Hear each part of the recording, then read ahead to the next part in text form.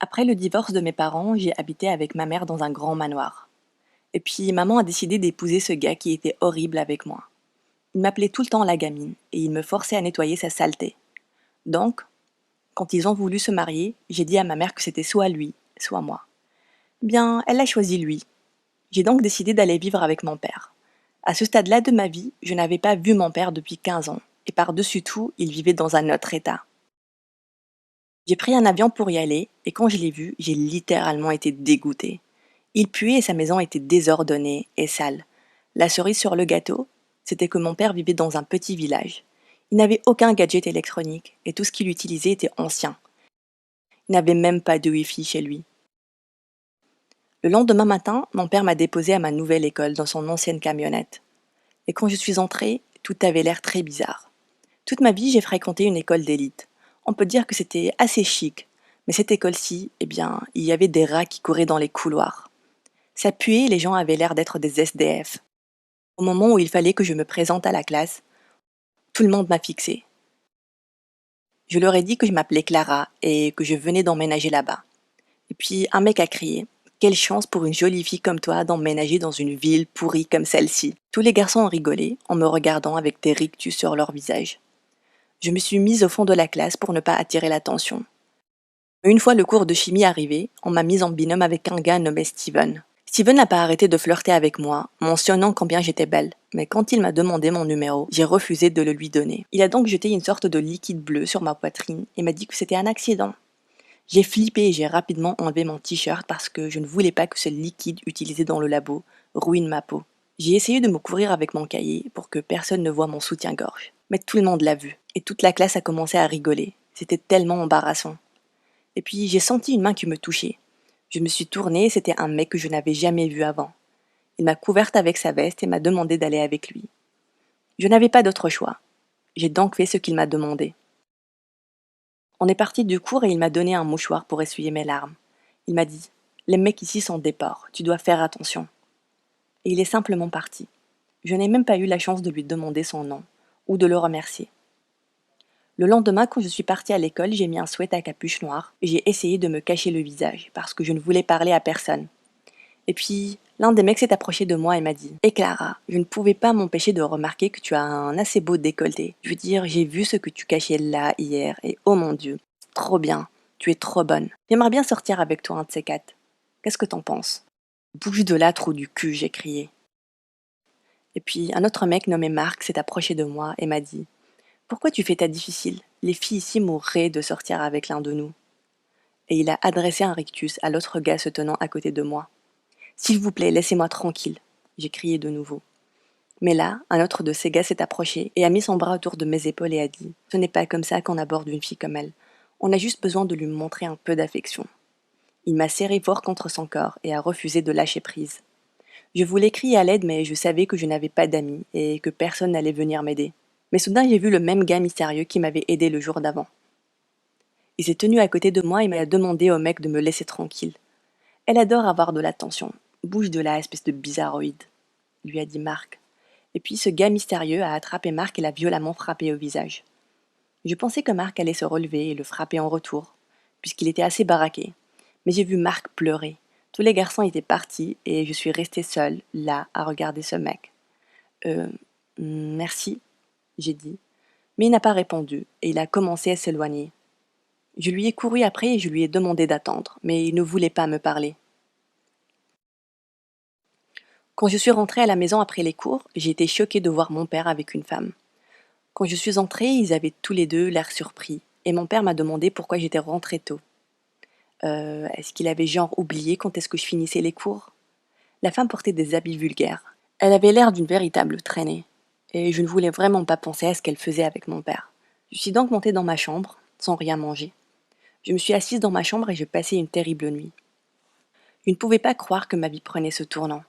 Mais c'est là que j'ai remarqué qu'il y avait quelqu'un qui se tenait dehors, en train de me regarder dans le noir. J'ai ouvert ma fenêtre et j'ai crié: hé toi, je te vois, sors des buissons. Une minute s'est écoulée avant que cette personne ne se montre. C'était ce gars mystérieux. Oh, c'est toi. Qu'est-ce que tu fais là?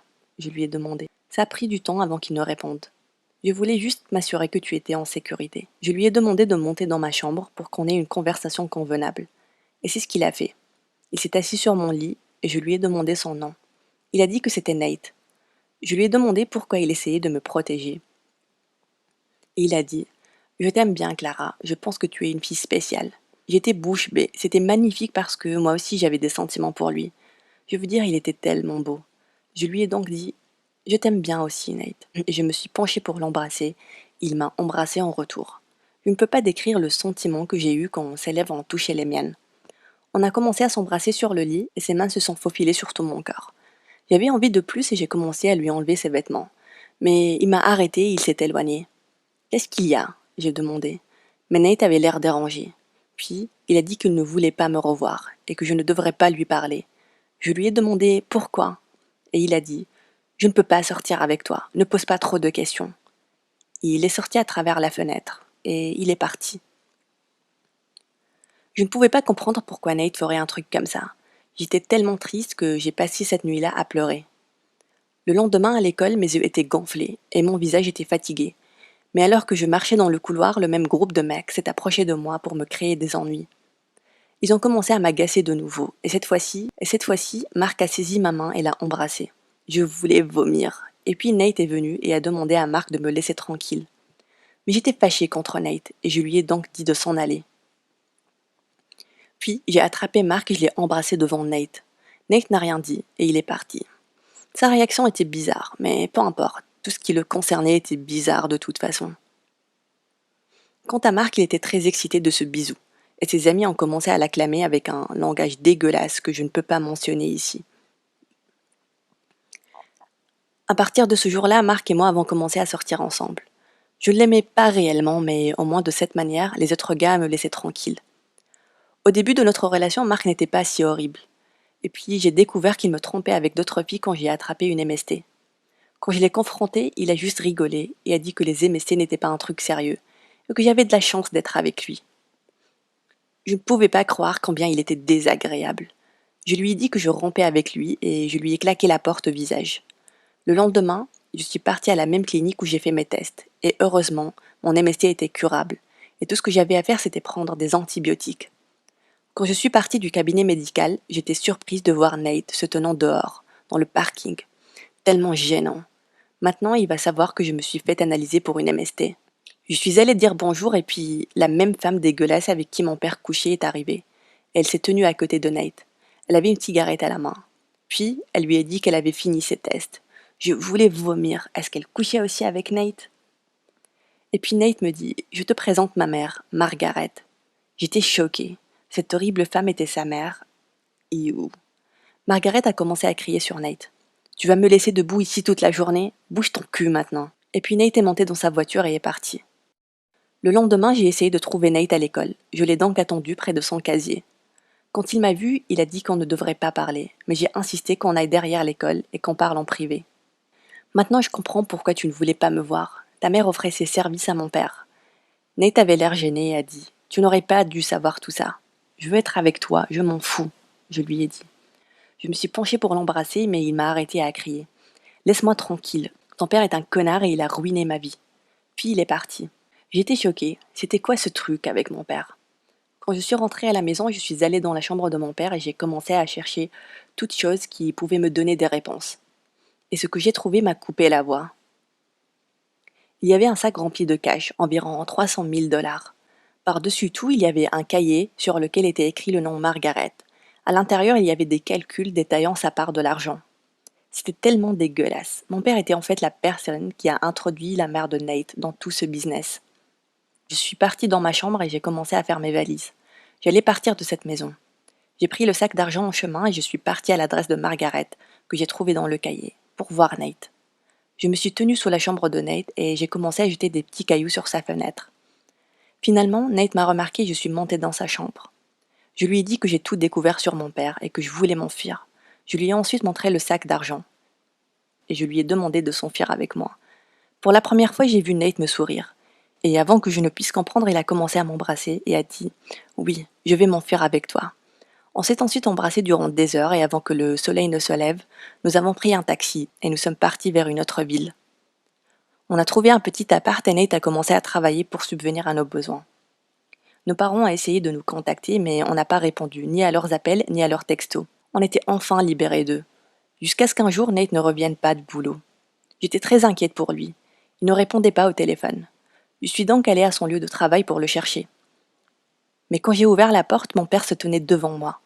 Il a dit que Nate n'allait pas revenir et que je devrais rassembler mes affaires et me bouger avant qu'il ne lui fasse du mal. Puis, il m'a montré une photo sur laquelle Nate était blessé. Mon père était un homme dangereux. J'avais peur qu'il fasse quelque chose à Nate. J'ai donc fait ce qu'il voulait et je suis rentrée avec lui. Mon père a repris tout l'argent qu'on lui a volé et il m'a forcé à retourner à l'école.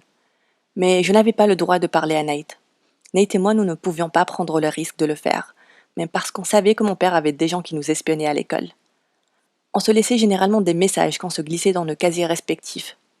On planifie d'attendre qu'on ait 18 ans pour qu'on puisse enfin s'enfuir ensemble et ne plus jamais regarder en arrière. Mais en attendant ce jour-là, je dois endurer cette réalité. Vous avez aimé mon histoire? N'hésitez pas à partager vos réflexions et n'oubliez pas de vous abonner.